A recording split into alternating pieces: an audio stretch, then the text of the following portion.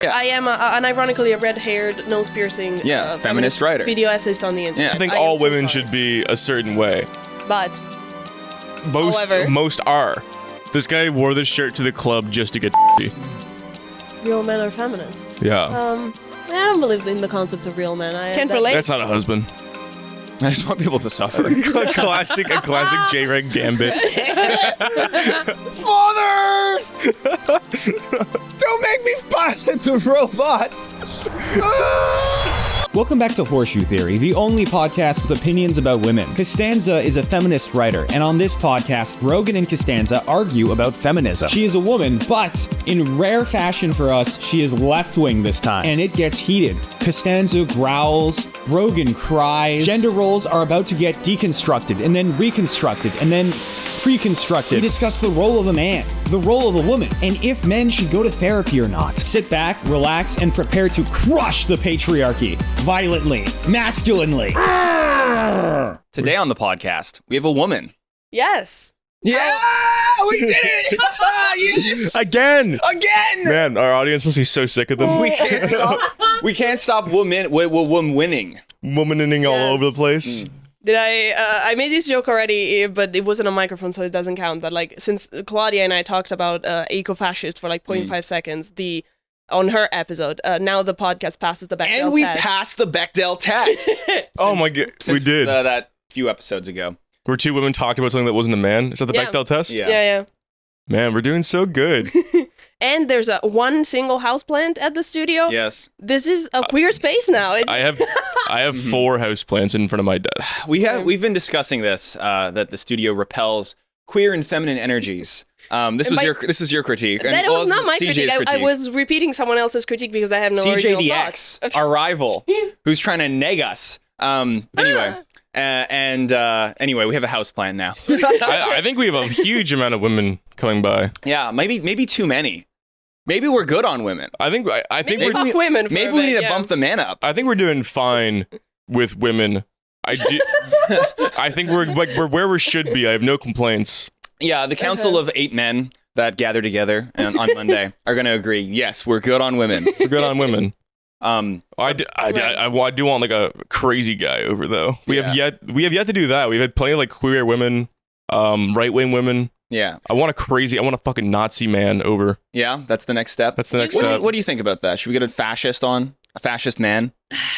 The thing is, they're ugly and off-putting usually, so I don't think that's a good idea. We'll get one of these young groiper men with the side cut. The side cut and I'm normal. I don't know the Chad haircut. The Chad haircut. That's what I had all when I was. Look up the groiper haircut. Yeah, groiper cut. It's just like a modern day like the Hitler Youth cut. Yeah, it's like a really Hitler Youth cut. Nick Fuentes. Unfortunately, but. We could have probably Any other topic. Why don't we introduce you as something other than just a woman? Will you introduce yourself until we get bored? Hi, nice to meet you. I don't know where to look, but hi, I'm Costanza, and I'm a writer, YouTuber, and small business owner. Finishing master's degree, and hopefully will be out of academia in the span of the next year. Trying to make it as a writer and YouTuber. Cool. And you're visiting the studio from? Yes, I am from Italy. From Italy, all the way from Italy. I might be, maybe Noah Samson is like further away. I'm definitely like the one who has traveled the furthest, I think. Yeah, well, you've traveled the furthest the most because this is your second time visiting. And you visited last time at the Prototype Studio. Oh, right, yeah. Back in the basement. And you introduced us to CJDX. I did. Yeah, so we wouldn't have this productive rivalry if it wasn't for you. I'm very glad I did. I'm also very glad that I introduced you to the other folks that are now founding members of the studio. Yes. Can I tell you something? It's kind of funny. So fuck, my phone is going off. Anyway, this is a metaphor that I borrowed from Ember Ailey Frost. I do not watch Chapa Trap House, but she tweeted something about it. But it's a really good metaphor because she was talking about like building community and stuff like that.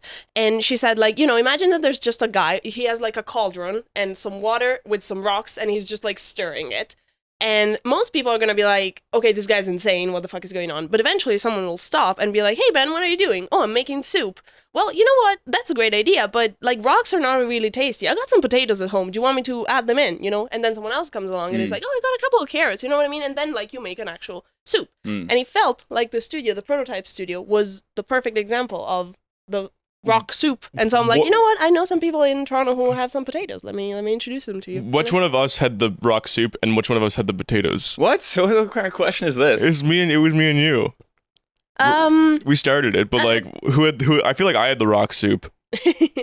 At the time when it started, I don't know. I mean, I guess it depends on when the rock soup meet, like, is the idea or like the very first prototype in this metaphor. But it felt like you both were contributing and really, really caring about the project. I think it was more like I was like, I'm gonna make a soup, and then you were like, I'm gonna make like I have the idea of making a soup, and then you're like, okay, I'm actually gonna make a soup. Yeah.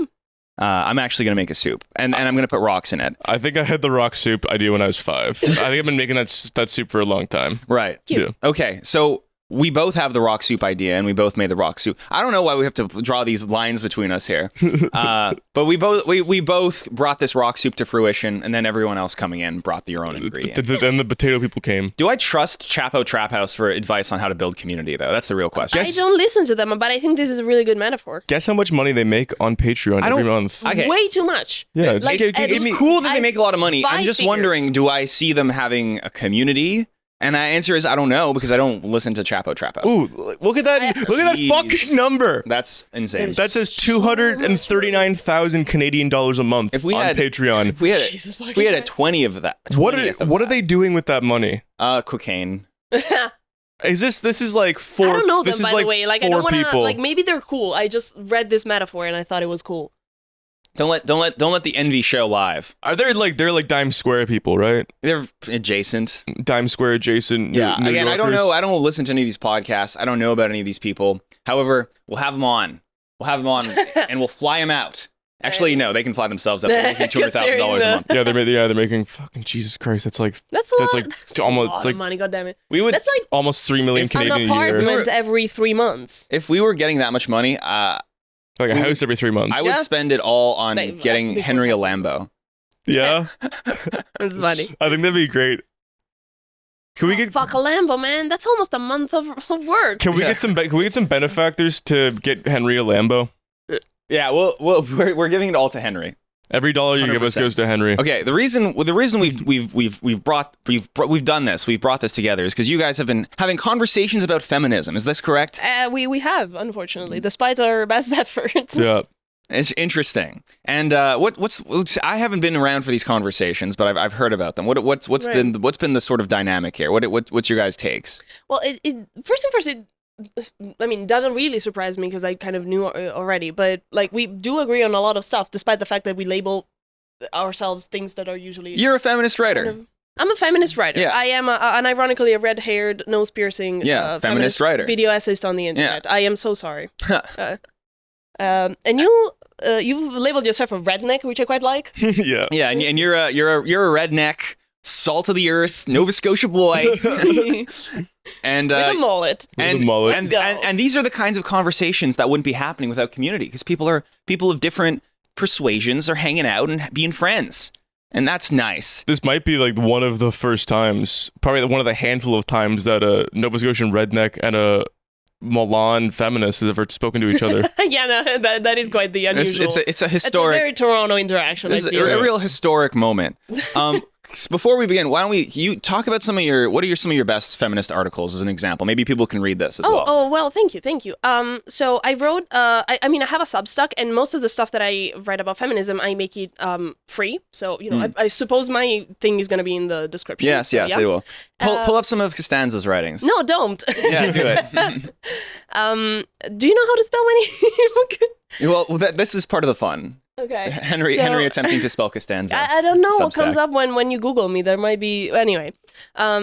So I'm quite interested in the ways in which feminism interacts with men and masculinity and that's approach. Mostly because, frankly, I've got my own trauma and all that stuff, and feminism has been really useful for me. But fun fact, before I was a feminist, for a few years I kind of identified as a men's rights activist. Now I don't know if I really was that or was just kind of misplaced. No, I get that. But I interacted with that philosophy and that ideology, if you want, Right. quite a lot. And I do think that there are some ways in which society kind of neglects Yeah, men. of course. Yeah. And I don't like the ways in which some feminists, let's say, talk about it. I think they do not show a lot of empathy for the experience of being a guy, just like a regular guy, you know. And in doing that, I think that they kind of like make men like defensive in a way that is not really productive for conversations and stuff like that. I'm talking about Andrea Dworkin. I am absolutely talking about Andrea Dworkin. I'm talking about Camille Paglia. Bell Hooks, on the other side, is quite a good writer. Like I really recommend reading The Will to Change. Can you, Brogan, can you believe that Andrea Dworkin, pull up a picture of Andrea Dworkin. No, a different picture of can you believe this woman hates men? Does she hate men? Yes. Yeah, she does. That's Sorry. that's She really kind hard. of does. That's hard to believe. I don't know. Wow. I can tell when Brogan's holding back when he brings out the irony. Okay. I know a lot of these communities and subreddits and stuff of men's rights activists or men who are not women haters. They're actually agreeing with the feminist critique of patriarchy from the male perspective of like, this is like making me I feel not like in touch that with my would be, emotions or whatever. I feel like that would be more aligned with what is called the men's liberation movement. Men's liberation movement, okay. The men's right activist, I would argue, although I would be interested in hearing what other MRAs have to say, unironically, send me an email. Like, I'm genuinely interested in this stuff. I think that men's right activists have moved more towards, not women hating, but like they make the assumption that feminism has a lot more institutional power than it actually has, and via that argument I think that they blame women and feminism and like liberal society or whatever for things that objectively speaking are not a consequence of that, and so they are misguided, and therefore one, not effective, and two, misogynistic. Like, that's kind of my argument. Interesting. Do you think the real bad guys is patriarchy then? It's like they're blaming women in liberalism, but it's actual patriarchy. I mean, I like the idea of having smaller bosses that we can actually fight in our day-to-day lives and schools and like communes and whatever. But yeah, it's patriarchy, capitalism, and like the monster that it becomes when the two of them merges. I kind of do, yeah. Interesting. Okay. I think patriarchy is such a nebulous term, though. It's hard to. I always hear it applied to different concepts. I think probably not someone who's like well read in feminism or like into it. I feel like someone who's just like very surface level into feminism has this kind of core belief that like all men have the ability to run everything and do run everything, which is just like objectively not true. I agree with that. Yeah, I agree with that. For me, like, this is my very much like I'm armchair kind of like has read a lot of feminism, but no like former education in the thing. The way I would describe it is a tendency from society to separate things into, you know, masculine coded and feminine coded, let's put it that way, and to consistently put the masculine coded ones above and like more important, more rewarded, make more money kind of stuff than the feminine ones. And obviously like men are gonna be way more masculine coded, if that can make any sense. Yeah. But I kind of give it like a very vague definition on purpose because I want to keep the possibility that like men suffer from like under patriarchy too, in the sense that first, like if you're not like a man correctly, you know, then you get a lot of problems. Like if you're like soft, emotional, gay, whatever. This is doing nothing for Brogan. Brogan's like, I am a man correctly. I do think that you can easily empathize with the struggles of men who just like want to express emotions in a way that is not like through anger or whatever, right? Yeah. No, I agree. I think that, I mean, there's most men are invisible. I think most men, and by most men I mean like it sounds hard. It's hard to believe because you like, oh, I know so many men in my life. Those aren't most men. Like most men on like the average man is like the Walmart cashier that like you don't even think about when you walk by, or like the custodian, the garbage guy, the bricklayer, like all these people who just like have these quiet, insignificant lives that like no one pays attention to. I agree with that statement, but that's because most people are invisible. Like most women, because like when like red pill, whatever, when they talk about women, what they mean is the women they want to fuck. So they're young, they're attractive, they're skinny, usually they're white, they're feminine presenting. That's a very, very small subset of the female population. Most women are your mom, you know? It's not like they get a lot of attention. It's not like they can leverage their sexuality or whatever the fuck to get any kind of power. It's not like they have particularly like prominent jobs or anything like that. So it's that most people are kind of irrelevant because we have built a system that just puts like 3 guys at the top of everything, and then everyone else gets screwed over regardless of gender. You know what I mean? Yeah, I'd agree with that. I remember I was talking to someone when I was doing my master's who was she was like in her mid 40s, and she was talking to me about how like watching, like she was really attractive when she was young, and she's just like slowly become like, she's like watched people not pay attention to her throughout her life, to the point where like people don't notice when she's behind them, or like they don't get out of her way when she's like walking by. Yeah. Like she has just become like literally invisible. She's become like, you know, some random middle-aged woman. Right? So that tracks us definitely. Yeah, and I don't know, because like I've never been like a particularly attractive woman, you know, so that has not been my experience. But I can imagine that that's I've heard someone describe it as like the lights slowly dimming on you, and you kind of like, you know, you feel yourself struggling a little bit to see, but eventually like it's just too late, and you have not, you can find yourself like genuinely well into your 30s that you have not developed skills to be appreciated, you know, in the second half of your life. That has never been the case for me, because like I'm a normal looking woman, you know. And meanwhile, as a man, it's like, let's get brighter and brighter. Hell yeah. Until 35. Hell yeah.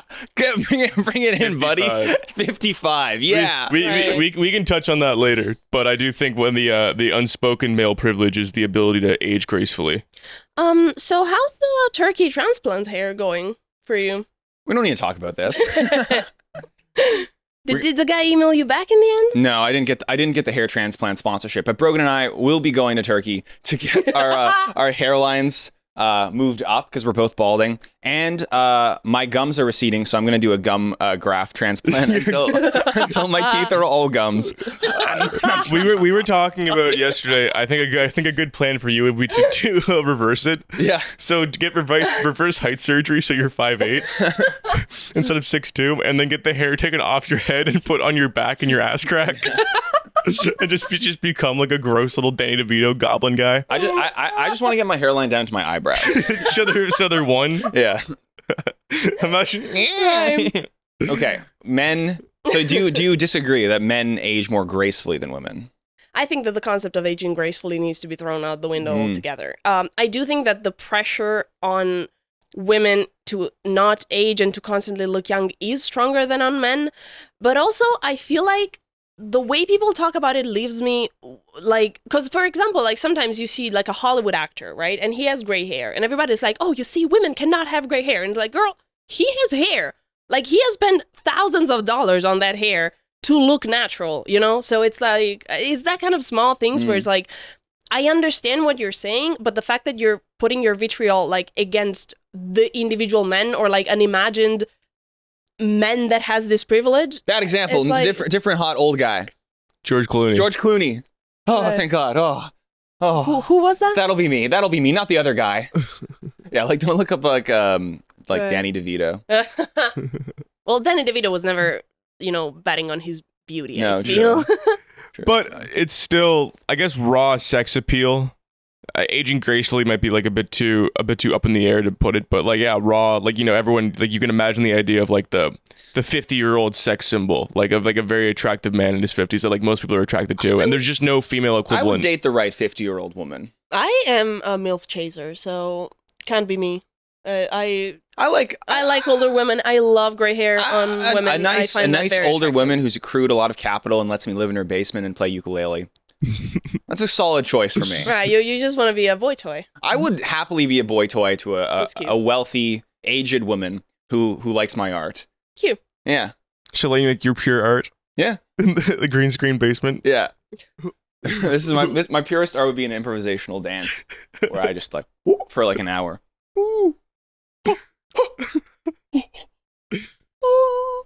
So if there's any middle-aged women in the audience, you know what to do.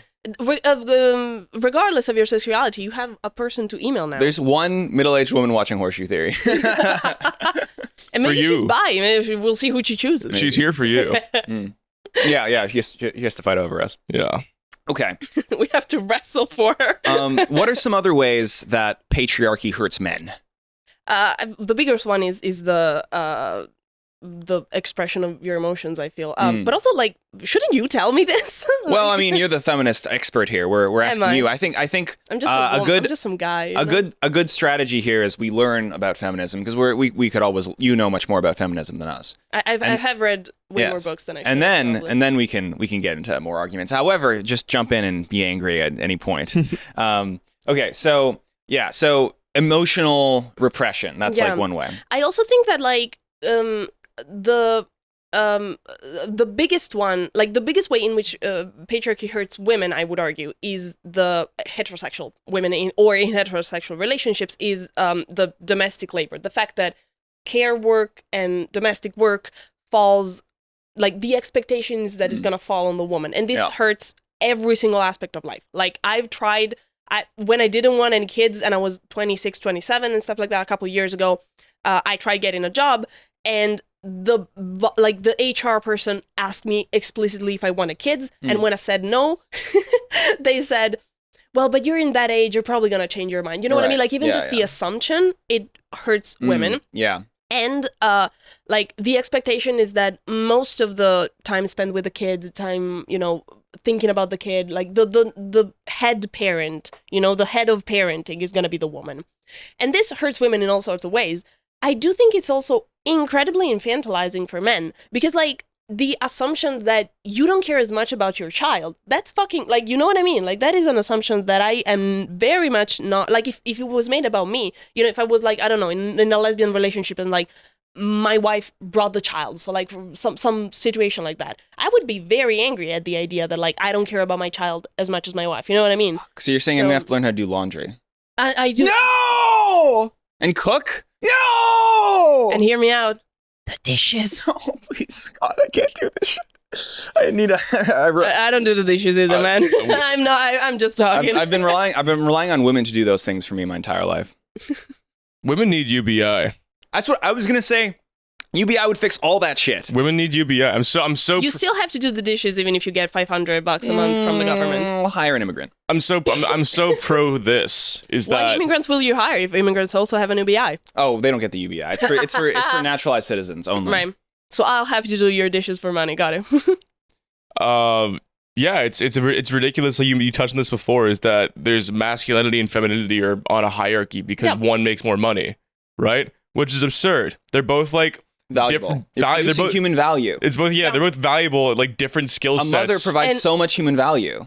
It literally does. But it doesn't make money. So, it doesn't make money. So we demonize the concept of it, and that's why our fucking birth rates are collapsing. The economy does not directly reflect human value anymore. No, it does not at all. It does not reflect your ability to like continue the species. Just give them money. Just give them $1,000 a month. No, you should absolutely. There should be. Hungary does this. If you have children, you get income tax breaks, and if you have 4 kids, you don't pay income tax. Yeah. Because you have fucking children. Because your full-time job is care for the next generation. Like, that's a good thing. I know. That's labor. The only country in the world where people reliably get happier when they have children is Norway. Because they have enough social security that it's not a burden on your life to have children. Like the fathers get paternity leave for 40 weeks. Paternal leave, like for the dad, paternity leave in Italy, I think it's 3 days. Yeah, I think maternity leave in Norway is like 2 years. That's a lot of time. But it's like it's necessary. Do you know why we have all of our children are premature? Do you know why this is? This is really interesting. I am about to press X to doubt. Like, I am about to. Okay, well, this is my favorite fact. All of our children are premature. Yeah, all babies are premature. So we were a quadrupedal primate species. Yeah. Okay, and everyone knows at some point, no matter was it standing up to look over the tall grass? Who knows? In the savannah, we stood up and we never went back down again. Okay. The first guy to stand up. Like, what if I? Yeah. Literally looking at a Plato's cave out of the tall grass. So he stands up, and our evolution is built on being quadrupedal. That's why we get arthritis. Like other animals don't get arthritis because we have so much stress on our joints because our bodies are still built. We only stood up like 50,000 years ago. It's like not that long ago. Our bodies are still built. Evolution is not cut up to be bipedal. So the birth canal has massively gotten smaller because your hips are closer together. But as a quadrupedal, your hips Right. are farther apart. That's why like when baby cows are born, they just like fall out and start walking. Right, and human All birth right, is so so you're traumatic. making the argument that like human babies, like the reason why human babies are not self-sufficient, independent. It's because they're completely premature, and also like Okay. complications at birth are like way higher for humans than any other species. Well, okay. Like what without any introduction, how many mothers would die of birth? It's like 40%, isn't it? If before there was like it is very high. like just in nature. It is, yeah. It's- I mean, It's insanely high. okay, but that's like it doesn't sound like a problem that like. What does that have to do with patriarchy? Like, what? Oh, nothing. I'm just on my own tangent. Yeah, right now. well, I was wondering when this. No, this is not wrapped back around. I'm just Okay, look. cooking. So, but it gets He just yapping. it keeps going. It keeps going. Okay, continue. It keeps going. It goes into the topic of this podcast. Well, he talks really loud, so he must be right. Keep going. no. please. It goes into the divine feminine. Oh, okay. It's of course it always does. Okay, Fuck continue, it. continue. Okay, yes. Okay, so the women birth these premature babies that are completely like literally useless for 3 years, right? And as we become we become bipedal. So you have to nurse this thing. You have to carry this useless piece of meat around for years and years and years, and it just becomes easier to like 1, band together, 2, stay in the same spot. So, and 3, communicate with each other because we're all together. We're raising these children. And we're staying in the same spot to raise children. We become less nomadic, and we develop language and communication and community in order to raise children together because we don't have the option of like just raising your young because it's not easy anymore. Now you have to like literally spend, It takes a village. it takes a village. Literally takes a village. So the entire concept of society and humanity and language and community comes from the fact that we are bipedal and that our babies are premature. Yeah, I'm just gonna accept that premise because I want to see where you're going with this. That's why That's women. where he went. What with does it. that that's have where to I'm do with the going. divine feminine? That's because women spend we're hardwired to spend like years with a baby. That's why it's so much more important for a woman to be in a baby's life than it is for a Okay, man. what do you make of these evolutionary psych arguments that like our society is built off of immutable traits that evolved, hundreds of thousands of years ago? So, okay, I'm not gonna try to be quote unquote objective about it because my feelings do get in the way of the things. Because I just naturally, for my own personal inclination, fit very little of what is quote unquote expected of women. I am just, by my own predisposition, not a very feminine person. And so, like, I am such a living proof that there's so many exceptions that I just can't help but think that low-key it's kind of bullshit. Like, yeah, sure, statistically speaking, I guess, and we could debate until the cows come home of what, like, how much of that is nature and how much of that is nurture. It's like, my real question is like, why do you need it to be divine? Like, why can't it just be, like, if you want to be a masculine man or a feminine woman, why can't you just do that? Why does it have to be divine? Why does this have to be, like, why does it have to be the duty of all women instead of just yours? That's my question. Oh, I'm just saying divine. I'm not saying it's the duty of all women. You have an literally answer. said- You have an answer for this. You literally said divine On why it's feminine. divine? Yeah, you have an answer for why it's better for it to be divine than to be just like socially constructed and meaningless. No, socially constructed is not meaningless. And also, you give things your own meaning. Like, You're looking at me like I have a crazy answer for this. Why is it divine? Why is the masculine the feminine? Why is that a divine thing? Why does that come from God? are you trying to avoid talking about men and therapy? No, I'm trying to. Well, we can do that later. But I'm trying to shake these scorpions up, basically. Oh, like Right. Kabbalah? Is that what? Never mind. I don't know what you're implying. I'm sorry. I'm implying that like these. Do you think masculinity and femininity are arbitrary, or do you think that they're like deeply biological? I feel like deeply Those biological. are not the only two options. What's the third option? Well, it can be, it's obviously a blend of the two. Like, there is some degree of biology. Like, there is a reason why, like, the fact that I am now 28 and I want children when I didn't want them when I was 21. Like, dude, that is biological to So a the degree. human rights person was the human resources person was right when she was like, "Oh, you're gonna want them later."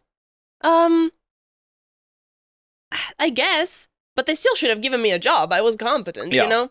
And also, if paternity leave was as long as maternity leave, that wouldn't be a problem. What percentage socially constructed are the genders? I have no idea. There is no way of giving that an answer that is just pulled out of my ass. I have my theory, but who cares? 0%. See, this is what I'm getting at, okay? So you think it's actually... What? No, maybe like a little... 10, 15? Yeah, like a small percentage. I think gender's a lot more biological than it is socially constructed. What is your basis for that claim?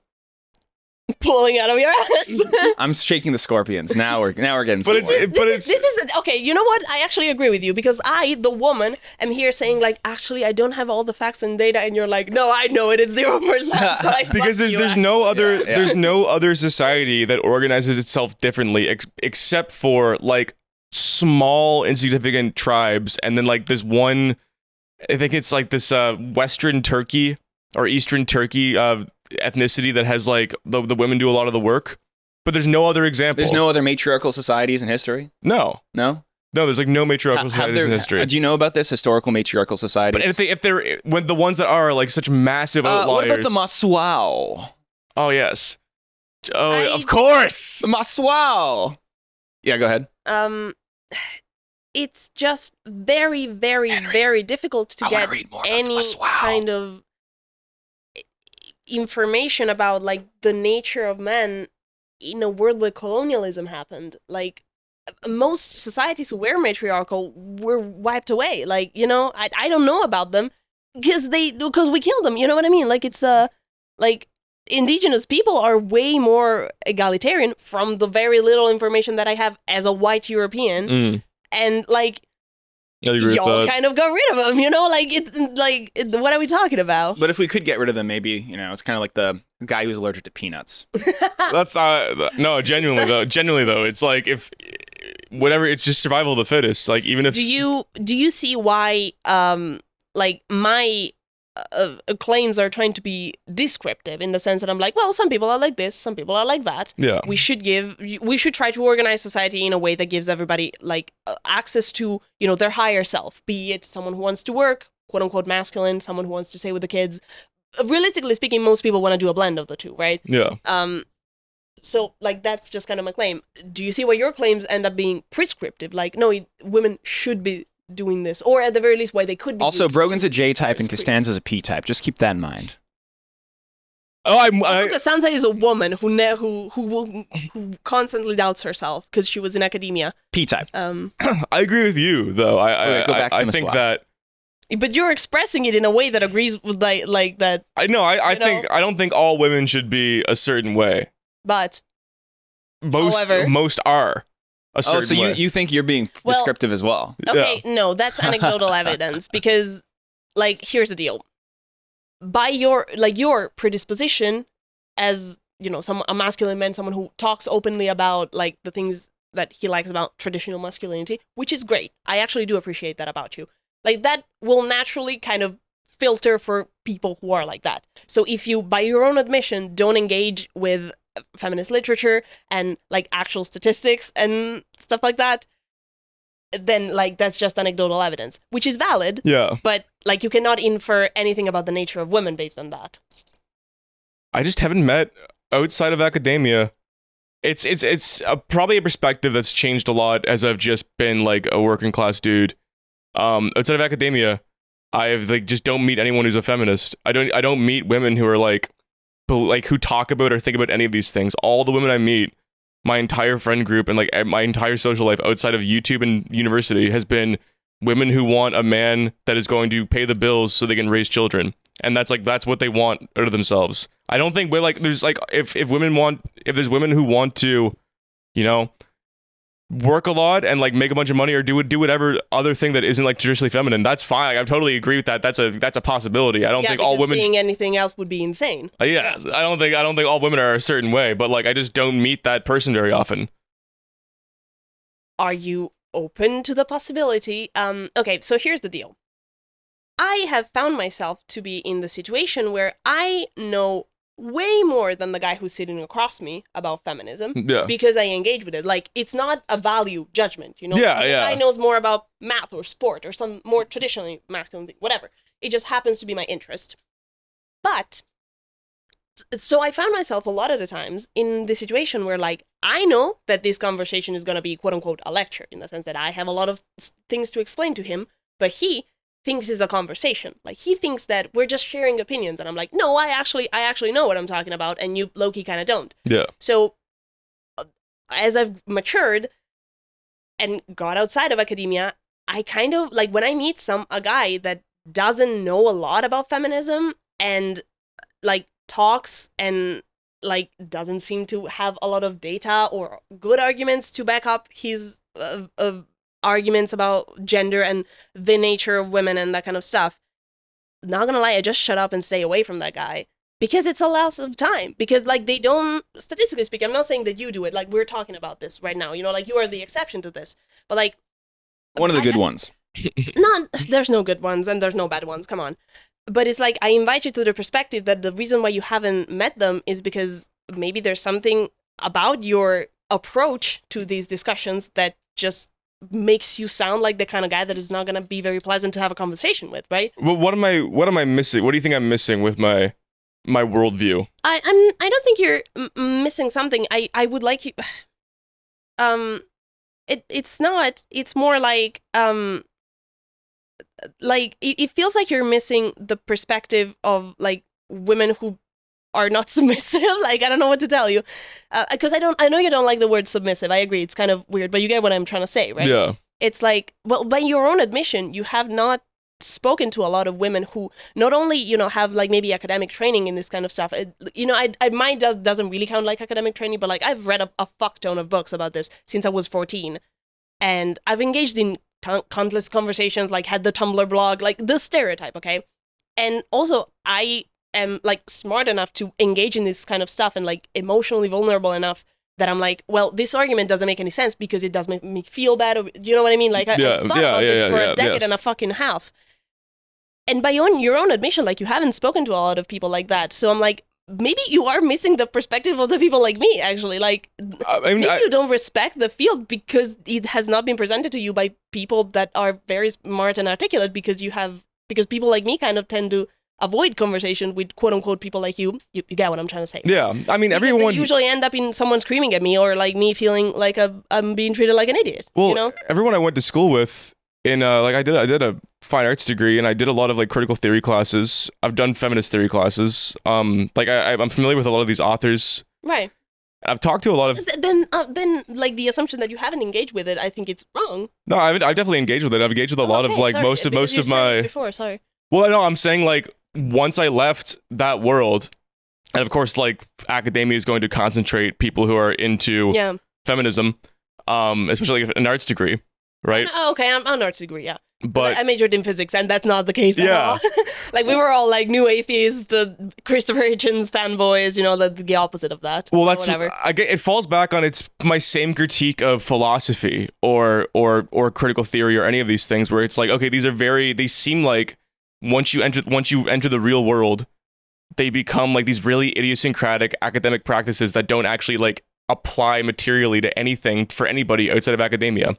Okay, so because I just don't meet that. I've not met the person since. So I did 4 years. I did 5 years in art school. I met like my professors, everyone I know, feminist literature, critical theory, critical race theory, all this stuff. Then as soon as you're in the real world, I'm just, like, working, not a soul. I've never met anyone into this who are, like, or whose life would benefit from being into it, or has any inclination to be into it, or, like, any of these beliefs ever. Well, okay, I do think that, like, most people's lives does benefit from some degree of looking at gender roles with a critical eye. It doesn't mean that you have to abandon them, but I think that it is very healthy to, like, go through that stage of critiquing them so that you can actually be intentional about it, right? Like, even if you want to be, like, a super feminine woman, I think it is good to do it, not because, like, you think like you should in some way, but because it feels good inside, right? It's because, and it doesn't have to be like, oh, feminism lied to me, whatever, you know? It's just like the filtering process of, these are the parts of masculinity that I want to keep. These are the ones that I think are toxic and make me feel bad and don't make my partner happy and all that. Because I think you agree that, like, first thing first, like, masculinity is a very vague thing, so, like, you kind of get out of it low-key what you want to get. like if you're a good guy with good morals, then you're gonna resonate with the part that is like, oh, I want to respect my wife and all that. But if you're an asshole, then you're just gonna be like, oh, women are inferior. You know what I mean? Like it's just like your inclination. But like I think most people benefit from like a little bit of critiquing of gender roles, just to live a more intentional life. Yeah, I'd agree. I don't think anyone should just blindly assume a position they feel like they should assume based on their gender. There's there's room to experiment with other sides and other expressions. I also think maybe our generation is like one of the most progressive that I've ever been, or maybe the most progressive. But I think that gender roles are also very useful to analyze, like maybe how things used to work in your family or stuff like that. Like, especially for people who like maybe didn't have, a good childhood, but like not an ideal one or something like that. Maybe the ways in which gender roles and colored their ideas about relationships and about like themselves and about like what is expected of them and all that. I do think that is like a self-reflection that can make people grow. And like, I'm open to the idea. In fact, it's one of the things that I critique about feminism, that I don't think that feminism is very useful at giving like people the tools to like individually go through this journey like on their own, and could do a better work, and like not talking about like so much jargon and stuff like that. But ultimately, like that is kind of the value that I think feminism has for society, and I think it's a really important one. I'm kind of where are we disagreeing here? Okay, I will do this. Pause. Look at this. Let boys cry. Don't be mad. Blah, blah, blah, blah. This is one of the ways that Costanza articulated that the patriarchy hurts men. Emotional repression. You say all the time, when men are encouraged to be more, in tune with their feelings, you think that's a weakness, yes? I think it's the wrong move. I don't think I wouldn't say it's a weakness. What's the right move? To better yourself. Better yourself. So not to actually to take on, if you feel like you're weak, you should take on more responsibility. Right, and not just like mope and cry and give in to your emotions. Yeah, right? for most men, yes. I think there's some men that it's like I don't think they would benefit from taking on more responsibility. So you're fundamentally disagreeing with this idea that patriarchy hurts men in that way. It's actually kind of a good thing. Yeah, you should like ask more of yourself. More of what? More responsibility. How is that not? How is that contradictory to acknowledging and living and looking your feelings in the eye? Because you shouldn't. I mean, you should look your feelings in the. If you feel like shit and you feel like no one likes you and you're depressed or like you feel invisible, right? You should acknowledge those feelings, but you shouldn't like sit with them in some. I don't know. You shouldn't like. We shouldn't try to work through them the way like. What's the kind of therapy where you work through your emotions, where you like go back and like go. That's all of them. It's like all of them, yeah. No, but not CBT. The one where you like go back and like figure out where psychoanalysis or dialectical behavior therapy. I guess. No, DBT is very action oriented. Okay, so you're thinking of psychoanalysis then, like your childhood. The Freudian shit. Yeah, because that to me is like it's in action. Like I can ruminate, and I do believe in some sense that. A lot of our concept of mental illness is like almost like possession, where you begin to like just focus on your own illness endlessly over and over and over and over and over again. And you never actually have the action to like move out of the frame you've created for yourself. Okay, but like the vast majority of clinical psychology fucking agrees with it. That's why we developed, why am I saying we? What the fuck do I know? They developed things like cognitive behavioral therapy, which is very action oriented, DBT, which is like very functioning for people with trauma too, like BPD and stuff like that. Somatic work therapy, that's actually one that I feel is really associated, which is one that it's when we focus a lot on like how the body feels, like is it stiff, is it, to actually kind of focus on the body, live in the body for a bit, and then access the emotions that usually are stored in the body. It's the one that I'm doing, and it's been life-changing. It's fantastic. Yeah. Somatic work therapy. If you feel like you're very out of touch with your body, that's actually a really useful thing. Why are you looking at me when you say that? Yeah, why? No connection there. But it's just that like therapy knows this. So is your like okay, so it feels to me like your grime with the let boys cry is that the sentence, being a slogan, doesn't give men a good rule of hand for determining when they are acknowledging their feelings and living in them and feeling them instead of repressing them, and when it falls into dwelling on them. You know? Like, 'cause there comes a point in which you're like, oh, you're just like bathing in your own sadness, and this is not productive. And the slogan "Let Boys Cry" doesn't like it starts this process, but it doesn't give you an end. It feels like that's your critique. Yeah, absolutely. that? I mean, and the way I love making the argument for my opponent. That's my favorite thing. that is my critique. Explaining my own argument, the argument to my opponent. I love that. The way I've interfaced with people telling me to express my emotions has never been what we're talking about. It's always been like bask in it and then bathe in it and then wallow. Tell me more about it. That's what. Tell me. Like, give me one example. Like people just want to. I don't know. When I talk about being sad or down or something, it's always like, oh, take a break and like talk to me and like let all this out. And it's like, no, I don't want to. I feel like that's not productive. There's no action in that. There's action in like if I feel like my life is bad, or like if I feel like I'm invisible or I'm like not where I should be. You should acknowledge it and then immediately act on improving your situation. You should not like engage with your emotions in some like serious sense of like, oh, I'm now like a depressed person. I don't know. You seem like to be operating from the assumption that like what you call acknowledge an emotion. Okay, what does acknowledging your emotion look like for you? Like when you feel like I've acknowledged this, I'm ready to move on. What does that look like? Does it usually come with like crying, talking to a friend? Does it just look like and then moving on? Like, yeah, what does that look like for you? Just being honest with yourself. Elaborate on that. Like what, how much time does it take for you usually? If it's just like, a bit of a burnout, like a few days ago. This is a good question. People usually always have the sense of what they should be doing. That's not answering my question. No, I'm answering the question. Usually immediately. Usually it's just acceptance. It's never like I'm never surprised. Or I've never once had a conversation with somebody where I've like had to work through something and be like, you know what? I just figured it out. I've always known. The second I start feeling bad about something, I know what the problem is. It's just a matter of like accepting that you are going to now transform. Okay, I'm glad that you feel like you're on top of your emotions. That feels like a really good feeling. I'm informing you that is not the experience of the majority of people. Most people benefit from some reflection on their feelings. Most people benefit from just waiting some time, even just because like you want to see what you feel like when you're tired, hungry, and then when you've rested and you're fed, Yeah. So do you feel like are you open to the idea that it might take a bit longer for some people to work through their emotions and that might not be indulgent, that might just be their process, like what takes you a couple hours might take someone a couple days. Are you open to that idea? Yeah. And next step, do you feel like trying to like do you acknowledge that like trying to rush that process is not healthy? Because like if right when you feel, how can I put it? Like if it takes someone 2 days, then they should have 2 days, right? And trying to rush that process is probably not the healthiest thing. Do you think that like maybe the let boys cry, let boys be emotional, stuff like that is talking to that crowd?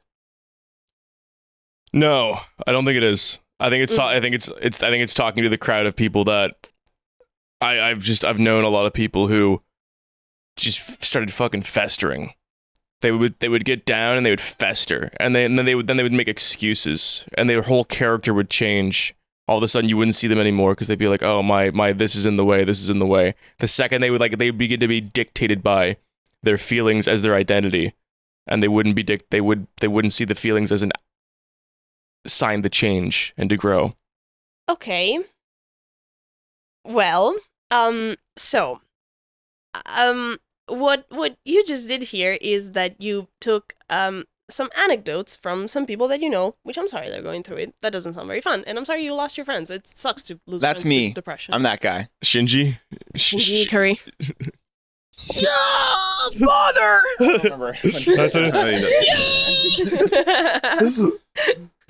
What comes to mind when you guys are talking about this for me is there's a study of men and women going through breakups, and the women get over the breakup quicker because they mourn more at the beginning, and the man's like, gotta get on my grind, and then they like kind of repress the emotion, so it takes longer for them to get over it. Yep. That checks That's the out. theory.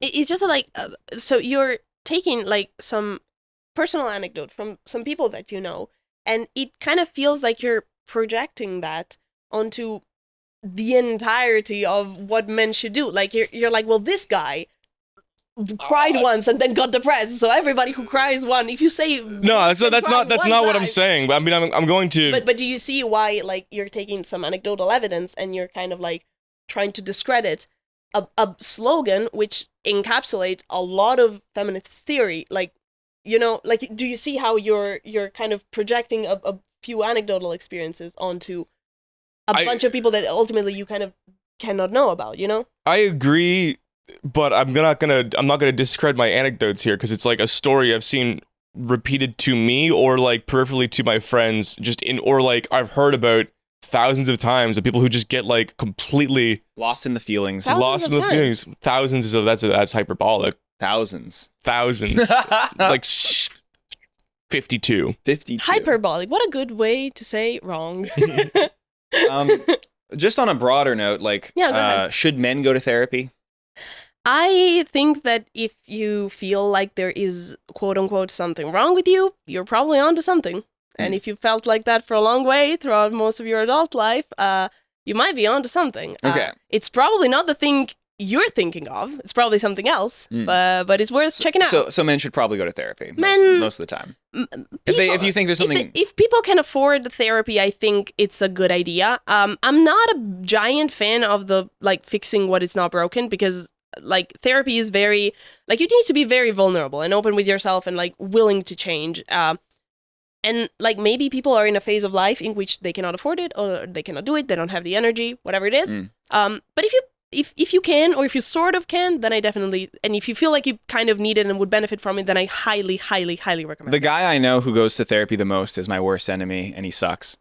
What's that? I'm not going to tell What's you. that? Okay, should men go to therapy? No, look at me. Just one question. Have I met him? Yeah, should men Wait, go to I therapy? met him? Yeah, don't worry about it. Should men go to therapy? Oh, Go. then I know who it is. Go to therapy. Yeah. I went to Talk therapy about twice, and I killed him. No, he was like, "You're a pussy. Stop being a pussy." And I stopped going to therapy. That does not sound like therapy And stop being at a all. pussy. He didn't say those exact words, but that's what he was leading to. Huh. That's what he was getting at. He's like, have you ever thought about maybe the fact that you're a little bitch and that you should stop being a little bitch? And he's like sitting like this. Wait, this is a real story that actually happened to you? He's like, yeah, you should stop being a fucking a little bitch. pansy Little pansy bitch. and just try harder. Try harder. Why aren't you doing that? You know what's wrong. That was my therapy experience. That's actually was just a call with you. It feels like that's not something that happened. It was like you just made that up. No, I went to therapy twice. It was longer and more drawn out, but that's what he was getting at. Is like, okay, you're just No, sorry. If it was longer and more drawn out, then it's what you were getting at. My life It's what changed. your brain decided that was about. My life changed dramatically the year after I finished therapy in the most significant, better ways I've ever Wait, so experienced. therapy was good for you? It was amazing for me because he told me I was a pussy. Where did you find this guy? He's the best. He was amazing. He's the best therapist I've ever had. I've never heard of a It's the therapist. only one you ever had. This is the only one. I think he fundamentally changed the path I was on. Where did you find him? Gregory, that would be terrible It's for a you. Halifax therapist. Halifax therapist. Yeah, so That- this Do is not go to that I therapy. kind of want this therapist. This is a Nova Scotian therapist because he was right. Finally, I therapy was for being a dudes. pussy. I was like, oh, I don't know what to do with my life. And he's like, figure it out. And then I did. Huh. That was my therapy experience. And I could not have asked for like a better, more transformative experience with therapy. You know what? I'm glad that worked out for you. That's what worked. That's what people. Thank you, Drew McClure, registered counseling therapist from Halifax, Nova Scotia. It was not him. Ah, It was that's not just him. an AI generated picture. That's just a guy. I like how he That's just a like, guy. I like how he has Halifax colors. Like he has like a Halifax wall behind him though. That's funny. They had to let you know that he's in Halifax. You ever meet a guy that looks like he could be AI generated? Oblivion NPC physiognomy. Okay. Right. I think, but to go back on that, I think that's what most men need. Most men don't need to wallow. Most men need to be told, like, figure it out. Like, what are you gonna do? You're gonna fucking cry about it? Figure it out. I think men are being told that. I'm glad they are. I was told that. Yeah, I'm glad it worked out for you. I really am. I just think it's very important to question the efficacy for other people that may not be in the moment of their life in which that's what they need, you know? Because like any kind of like all you need to hear is X, Y. Like there are always going to be some moments of your life in which you need to hear X and some in which you need to hear Y. So any kind of advice that is like, this is all you need, you know what I mean? Like, no, it's not.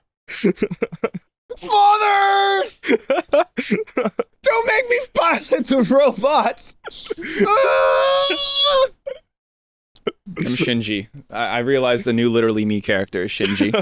What about you, Greg? Do you think men should go to therapy? I think if you're rich enough to afford therapy, you don't need therapy. But if you can't afford therapy, you should have therapy. I just want people to suffer. a classic J-Reg gambit. I've also realized while you guys are talking that I'm a gender accelerationist. So the thing you were describing of like women don't want to talk to men that are like gonna push back and be like aggressive towards the idea of feminism. I think that's a good trend, and I think that should continue until we live in gender states. So all the broads. Wait, what? Well, you know, like women don't want to talk to men. Feminists don't want to talk to men who are going to be like, nah. It's like off-putting, right?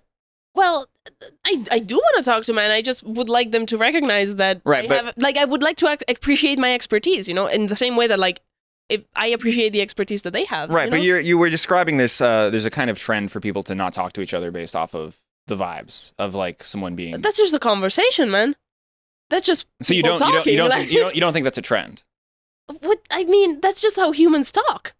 Like if you like the person, you're going to talk to them more. What are you talking about? I perceive a trend of men and women kind of going in their own separate directions, and I think that's a good trend. And I think that the end point of that trend is gender states. All the men live in one big nation. All the women live in another big nation. And then we look up Isle of Man. And then we have like. I'm gonna counter this. That's funny. Let's go there. That's funny. I'm gonna counter this. Fellas, go over here. That's funny. Look, three cocks. Three cocks on the flag. 3 cocks on the Isle. Scroll down. It's three cock flag. And then look up Charlottesville. The broads can take that one. I think men and women like each other more now than they have in the last like 15 years. Huh. That's a hot we don't take. have to be with each other. We have reached some degree of independence where it's like, oh, if you're not married by the age of 22, you're a spinster. And like, no, I can just live my life and become an actual person. I have an entirely different theory. I had no doubts about that. It's because men are getting man again. The hard times are creating the good men. Okay. Men are more. Talking about? We're getting more masculine. No, you know, have you seen that meme? The hard times create hard men, and gay men make hard men. Yeah, men become hard men. Hard men create sexy times. I am aware of it. Sexy times create even harder men. I see a lot of love for men from women.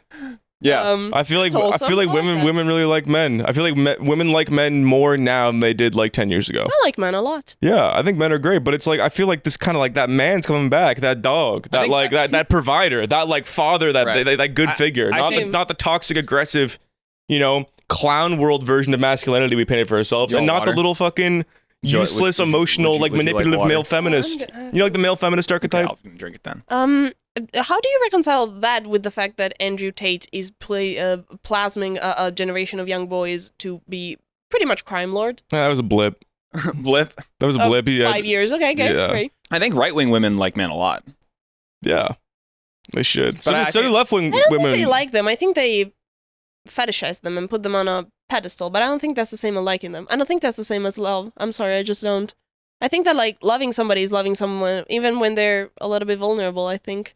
I think that a lot of right-wing women don't allow men to show vulnerability and quote-unquote weakness because it makes them less sexy in their eyes. And I don't like that way of thinking. I think that a lot of men feel like if they show who they are, they're going to get rejected. They're going to be seen as less sexy. And that's, like, I don't know. I've been on the receiving end of that kind of attention. I don't like it. That's my experience so far.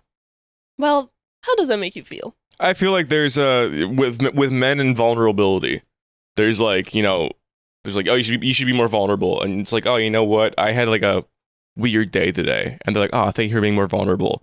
And it's like an iceberg. And that's like just the tip of the iceberg. And then there's like the unseen below the surface feelings that like no one ever gets to see. Right. Yeah. I feel like that is unfortunately a very common experience. And like no one should see those though. Keep those down there. Never bring those up. Right. I've been in a lot of relationships where going deeper into the iceberg is just directly harmful to both of us. Yeah. For me expressing those feelings. Yeah. Same. That is not. I'm sorry. Like that doesn't. I don't like that. Yeah, but if that's the way the world is, then maybe that's just, as a man, you have to accept that you can't talk about the deeper iceberg feelings, and you can only be like, had a weird day today. But otherwise, I'm still good. I think I've accepted that. I think a lot of men need to accept that the way they want the world to work and the way the world actually works don't align. I think a lot of men look for like their mom in a partner, not literally their mom in like a Freudian sense, but just like a matriarch. So they want like someone who's gonna like nurture them. That is their mom in a Freudian sense, but yeah, okay. Well, yeah, you know. No, I get. What not in some fucking incestual sense here.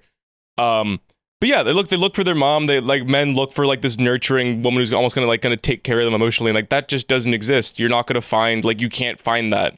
One thing I think a good partner should take care of you at least sometimes. And then I think that like there are some times in a relationship in which you should feel like you're kind of parenting your partner. The thing is that you should feel balanced, and they you should take care of you. each other, right? Yeah. There's take care. But I think that like being there for your partner emotionally, first and first, is just one of my favorite things in relationship. Like emotional intimacy it feels good, and it feels good to just, I don't know, like when I like somebody, I want to know what they feel. I want to know what they think. Have you ever gotten the ick from a guy opening up to you? No. Never. No. Interesting. I've gotten the ick from a guy not asking questions about me. I do maybe, that's something that like, I don't know, like the stereotype of the male feminist, which I hated. Like sometimes the critique that is moved to them is that like, oh, you're feminine, like you've engaged and absorbed only the parts of feminist that kind of like make your life easier. And that's lovely, but like you haven't done the rest of the work, like maybe that's kind of the critique. And it's, I'm generalizing a lot, but you get what I'm trying to say, right? This guy wore this shirt to the club just to get pussy. Real men are feminists. Yeah. I don't believe in the concept of real men. That would be kind of cringe, I think. You're taking very different issues with that picture. I don't know. I just feel like I see that from the male feminist side so much. I've never met a male feminist. Like in the Period. Period. No, I've met a male feminist. I've never met one who wasn't like a fucking manipulative weirdo. Here's the deal. A lot of guys are manipulative weirdos, so I don't think it's just a subset that is feminist. It's just that they are way less smart about it. Because they don't know what they're talking about when they talk about feminism, because feminism is a different... Like, if you don't know how to engage in your emotions, then you're going to be a weird-ass feminist. And feminism, like good feminism, requires a lot of emotional vulnerability. And a lot of admitting why you're an idiot. But they're not actually feminists. They just want to feel like... They just want to seem like they like women so that women fuck them. It's not about like same. So it's not about any actual like engaging with the concepts or like any belief in the concepts. It's about like, oh, I'm not a traditional man. I'm like a little bit different. So that's why you're gonna feel safe around me and then fuck me. That's like every fucking guy I've met is like that. But then again, traditional men are like, I'm a traditional man, so that's why you're gonna be safe around me. And fuck yeah, but me. they say it out loud. And it's obvious. It's not saying it out loud. No, it's not saying it out loud. It's covert. It's like we're gonna be friends, but like maybe something more. And then a normal guy is like, at least it's obvious. I don't know. Maybe they're just bottoms. Maybe they just want women to hit on them. That's hard. That's valid. Can't relate. That's not a husband. I like the idea that my husband is warm and emotionally vulnerable. Like my boyfriend is really that. He's not like a male feminist. He's just a feminist, Who's a man? Who happens to be a man, yeah. I'm not a male feminist. I'm a feminist that happens to be man. I'm going to get a shirt with that on it. That's funny. I like that. But yeah, and the qualities that I like in him are just like openness, emotional vulnerability, just the fact that he, he's into me and he's not afraid to show it at all, like from the get-go. And not in a like, oh, I'm going to take care of you kind of stuff, but just like, I want to be with you. Like I don't know how much I want to say on camera, but like the first ever time, like we, our first date like lasted 20 hours, like we really hit it off from the get-go. And he like asked me to spend the night, and then he was telling me about like, oh, and then tomorrow morning like we could get breakfast. You know what I mean? Like he was like being very vulnerable, like in a way that I feel has been painted as like giving women the ick. Shorter than you. 6 feet, I think, 5'11", something like that. That's fine. That's fine. Yeah. And, Is there a it was pattern really lovely. when you're doing the breaking up in relationships, previous relationships? Okay. Is there a pattern Regarding what? regarding why the relationships end? They are not attentive to my needs. My needs are not being met in the relationship. That's kind of like every relationship I used to say, oh, there's this problem, that problem. But like once I actually look at the pattern, it's that I jumped into the relationship way too fast because I was kind of insecure and I was anxiously attached or something like that. And then it took me the relationship to realize, oh, this person's actually not that great. And fucking like doesn't care about my needs and like doesn't wanna. Like he asked me no question. He is very, very entitled in the bedroom. He like doesn't know how to take care of my body, doesn't know how to read my body language.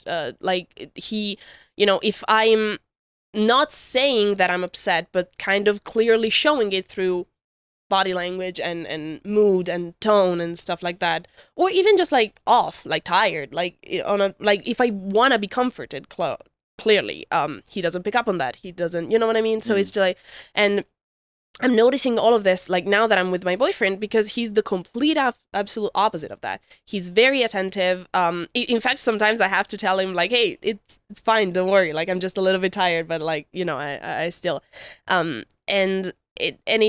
it's so much easier. Oh my god. And also, I'm sorry to be like so fucking horny on main, but like the fact that like there's this just super solid bedrock of reading each other's needs and deeply constantly reassuring each other and caring for each other and being very vulnerable all the time and like putting each other's pleasure at the forefront of the relationship, like it really has allowed me to access, like it feels like I've knocked down a wall and found the whole, like another room of pleasure, it feels like it's on another level now. And I don't know, it's just been like transforming. So yeah, it's just like being attentive to my needs, really. And it's obviously, I don't want to paint it as like, oh, it's his fault, if it, you know what I mean? Like also because if my needs are not being met in a relationship, then it's my business and my responsibility to take myself out of that and go find someone who will meet them. And for the longest time, so I want to take responsibility in it. But yeah, no, the main problem is that like they didn't know how to care for me, and they didn't have the tools to like show me that they care, whatever it was. But it's just like I didn't felt cared for. I didn't felt like my feelings and thoughts mattered. What's an ideal relationship for you? I like my current relationship a lot. Yeah. Oh, what do you like about her? She's sweet. Aww. She's sweet as hell. Aww. She's so sweet. I just feel like my last relationship, I was a little bitch. Girl, come on. I was a little bitch. Can we keep it wholesome? I'm keeping it awesome. I was a little bitch. I was a little boy. You were a little boy. Well, how old are you? I'm 26. No, how old were you? I was that was 19 to 22. Okay, you were a boy. Yeah. I was a little boy. And I was No, you're a man. And I was whiny and I didn't do anything, and I was like, I don't know about this today. Why don't we do this the other day? And I was just being a little bitch. Okay. Being a little bitch boy. And this relationship, I ended up being like, I'm not gonna do any of that. I'm gonna be man. It's gone great. Do you feel like playing into your gender role has made your relationship healthier? You have gender euphoria. I like that. I do have gender euphoria. Brogan has cute. gender euphoria. That's cute as fuck. I like that. For being a I like man. that. a lot. I played into my gender role, and I feel like it's gone very well. That's lovely. Yeah, it's been going great. I think that's wholesome. I like that.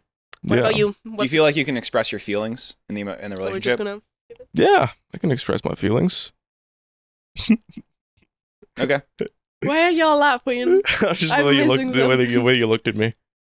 What were we asking? Oh, what's the pattern with you in your relationships? Because you were mentioning to me, do I want to say this on camera? You were mentioning that you seem to have more often than not the problem that like the person kind of maybe gets attached a little bit more, and you don't know how to break it off. You don't know how to put distance. You don't know how to get space and stuff like that. Yeah, that was What's that about? That was my problem. I meet what's the problem someone, now? I try to meld, they disintegrate.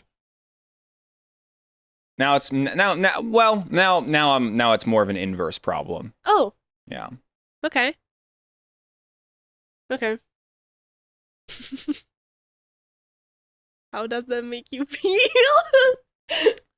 Yeah, I mean most of the time I was it was like they want more from me than I really want to give, and I never did a monogamous relationship anyway, so it's fine. But then recently it's been the opposite problem. Right. You found someone that you really liked.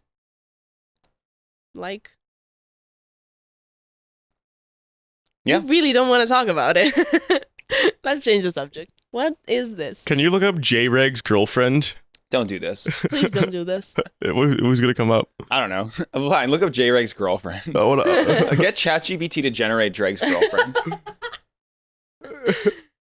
J-Reg's girlfriend. Oh, have I? Images. I've told you this anecdote already, but I do want to have it on camera. Did you date either of these girls? I dated both of those girls. Who's that? It's Emma, singer. I dated her in university. Cute. She seems cool. And there's your third girlfriend, your AI girlfriend. And then this is the one I'm talking about now. I'm pretty attached to her. My computer. My computer's been my most consistent relationship. I fucking love the pewter. The animation in that video, by the way, is so good. Yeah. Shout out Itchy Detergent. Shout out to Itchy Detergent. Animator. Good job. So, what do men need? What does the world need? What's wrong? You have a Substack with 500 subscribers. Solve the world problem. Solve it. Yeah, what's an ideal world based off of your philosophy? Bring flowers to your boyfriend. Every single time I've brought flowers to a man, it's made he's weak, and it's a lovely thing to do. I just forget about them. I forget them on the bus. Someone brought me flowers. Yeah, me too.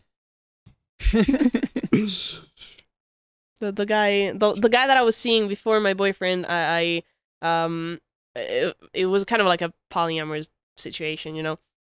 And he was having, because he's a stand-up comedian, Lord forgive me, and he was working on the Saint Valentine's night, right? And his actual girlfriend was away, who knew about me, again, polyamorous situation.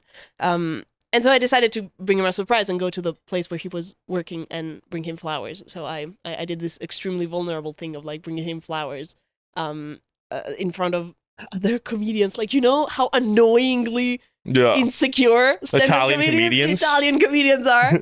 Yeah.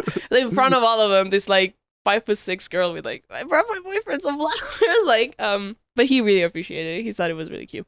Girls, I think you should go up to your man right now and kiss him on his shoulder and tell him he's been doing a good job recently. Yes. I stand by that message. It's really cute. Yeah, that's a nice one. It's wholesome. You know what I think? What do you fucking think?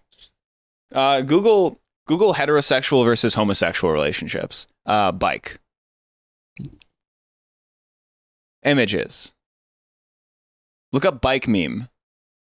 Let's see if it pops up. Yeah, pop that open. That's what I think. What I'm trying to say here is I'm gay now. I'm sorry that my recent experiences have made you think so much about your crush. Your male crush. He actually thinks you're cool, and I see a future in which you I'm homo-romantic. That's how God intended. Two of the same shape. Biking together. That's the exact opposite of what God intended. I'm still heterosexual. I'm just homo-romantic. You love your homies. I'm homie-romantic. What do you think about? Okay, so the gay divorce rate, the homosexual man divorce rate, is 4%.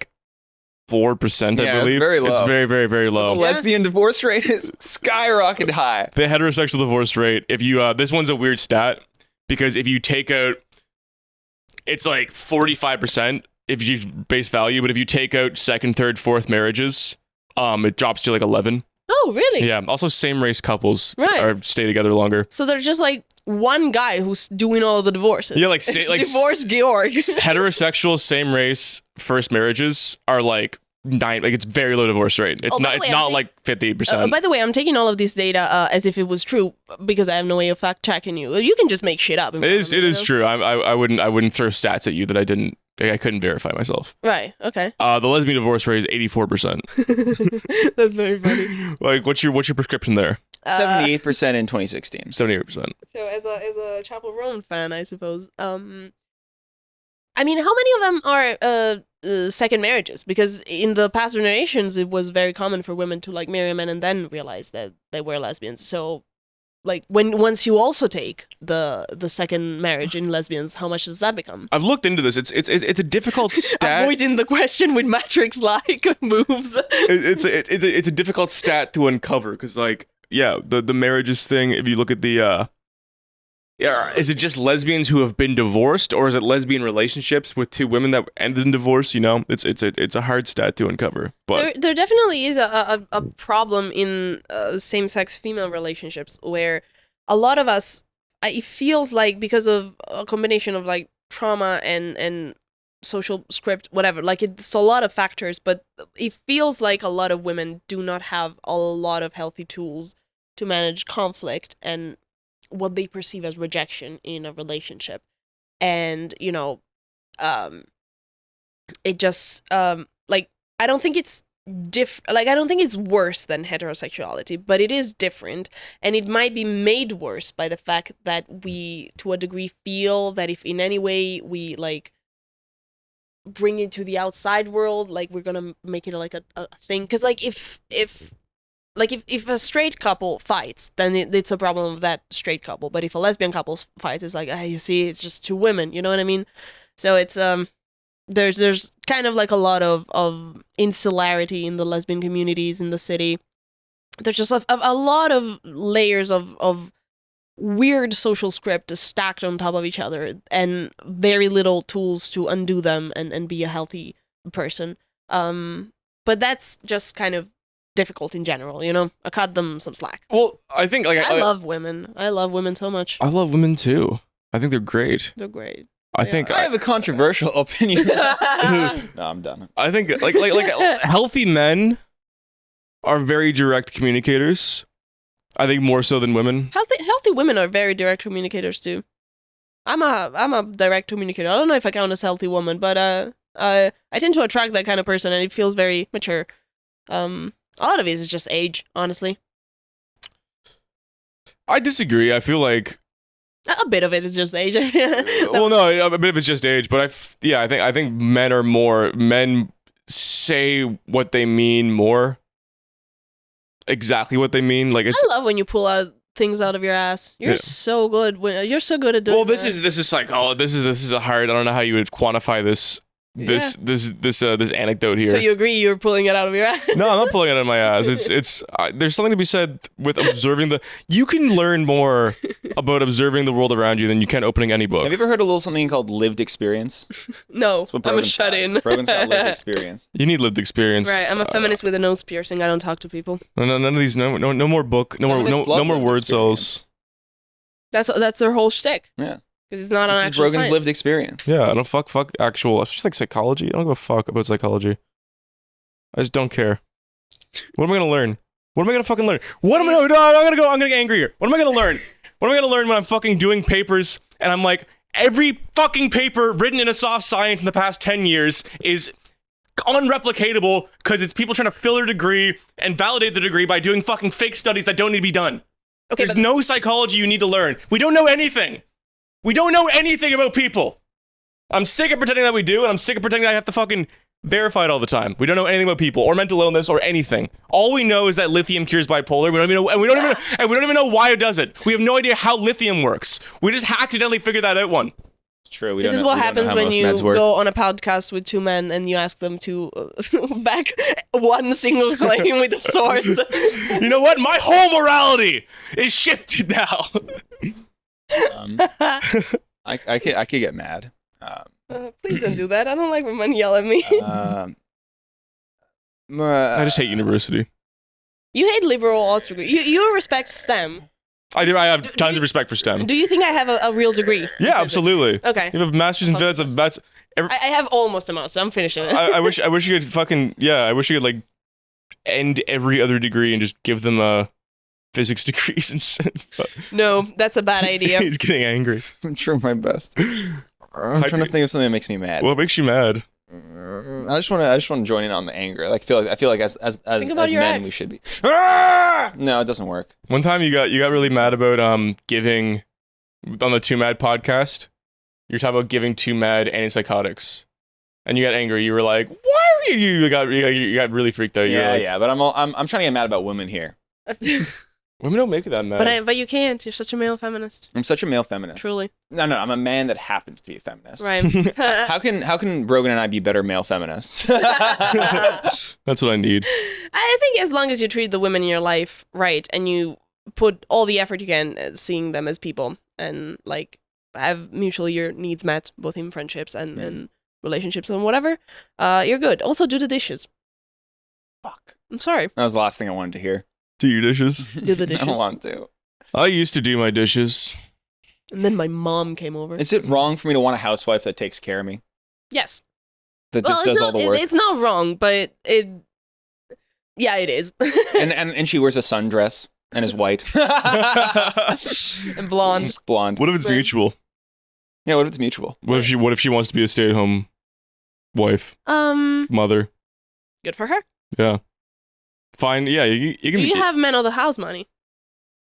Because considering the place where you live, Not if yet. you lived Yes. no. If you lived anywhere else in the world, you'd have man in the house money. Yeah, it's just living in this zogged ass city.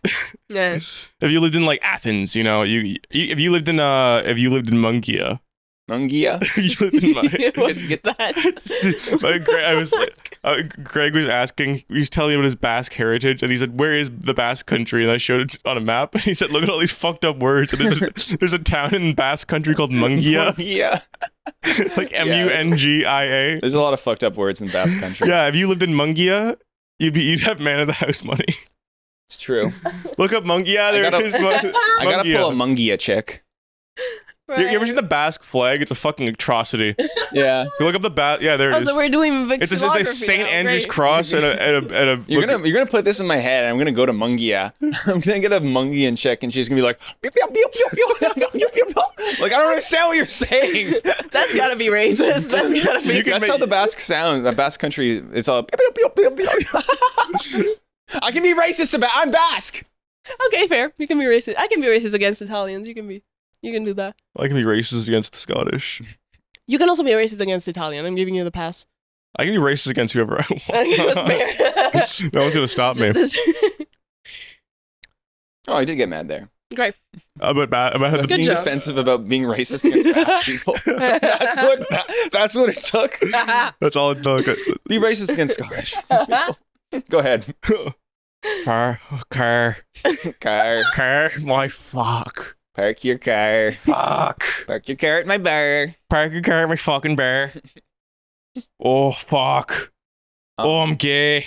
Oh, donkey. I'm gay, donkey. Oh man, how do we wrap this up? We're so off track. I'm gay. I think this was a productive conversation. I think we did well. Again, I think that community and bringing people together at different perspectives is fun and good, and we can all coexist and learn from each other. Can you say it again? I don't Please. want to linger on this point. Please. No, I'm moving. I'm begging you. Henry, what do you make of all this? Henry, get over here. Let's get a. I'm getting red on camera. Let's get a neutral perspective. Henry, what was your take on this whole nonsense? I think a lot of people are very tired of the gender war stuff. I think it's quite interesting. I think I'm in between the two of these people.